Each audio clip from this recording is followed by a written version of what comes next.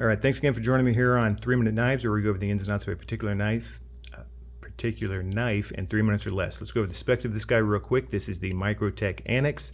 Overall length 8.6 inches, 3.75 inch blade length, 3.5 inch cutting edge, 1.3 inches wide, 0.15 inches thick, M390. It's a drop point with a flat grind. This one is partially serrated. You can also get a full serrated or a completely non-serrated. 4.87 inch handle. This is a integral handle, meaning it's all one piece, one solid piece of titanium. This one has carbon fiber inserts. 0.98 inches wide, half an inch thick. 5 ounces overall, which is not bad for a almost 9-inch knife. This is a full DLC, meaning diamond-like coating, completely covering the entire knife. They also have it just plain blades, which if I were gonna buy one now, or I'm just telling everybody, you might as well just get the plain blade. It's M390. I like the look of this one, but for almost $200 less without the DLC coating, I don't think it's worth it to pay that extra money. Another thing, one of the things I do not like about the Microtech Anax, they are made by Reich knives, which I don't have a problem with that, but the secondary market on these has dropped drastically.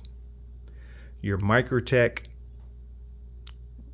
people that love Microtech, they like the fact that Microtech makes their own stuff. Now Microtech has started working with Reich knives on a few of their knives, such as the SOCOM Bravo, which I really like a lot. I like this better than this, and this is half the cost.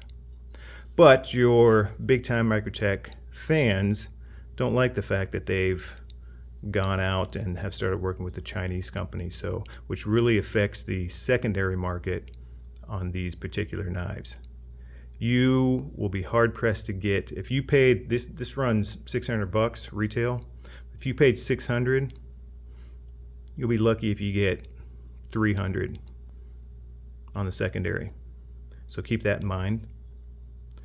I like the fact that it's an integral handle. I wish it was a little bit wider. For me, it's just, I don't know, it's just kind of thin. You got this nice, thick, tall blade, but this really thin handle, which is, it's the Anax. That's how they've always made them. A lot of people like it. I just wish it was a little bit thicker. I love the pocket clip. You've got the silicone nitride ball, which is popular with Todd Begg knives. Works great. Over travel stop. Stainless steel insert. They are proprietary screws, but it's nice that Microtech gives you the tools to disassemble if you need to. A weird thing that Microtech does with the Anax is they give you these little stiff lanyards, which it's kind of cool that they just screw into the back here. But it's just a stiff lanyard, so if you have that in your pocket, that's just sticking out. It's kind of weird. I believe they did this with the original Anax also, which was not a Reich-made knife. Yeah, it's just, I mean, it's kind of cool looking. It's just weird. I would never use that, and I guarantee you 99.9% of the people that buy this are never going to use these. So maybe they could cut that out and cut the price a little bit. Yeah, $600 is a little much in my opinion for this. I don't think it's worth it. It's nice. It's very smooth right out of the box. But this is one that I don't think I'm going to keep. But I don't. You know, if I get 300 out of it, I'll be happy. Or maybe I'll just trade it off for something else. Yeah, I went over my time a little bit on this one, just because I wanted to go over those negatives about it. There are some things I do like, but this is not a keeper for me.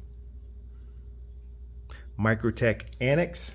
If you want a Microtech Reich-made knife, I would suggest get the SOCOM Bravo. Much better knife in my opinion.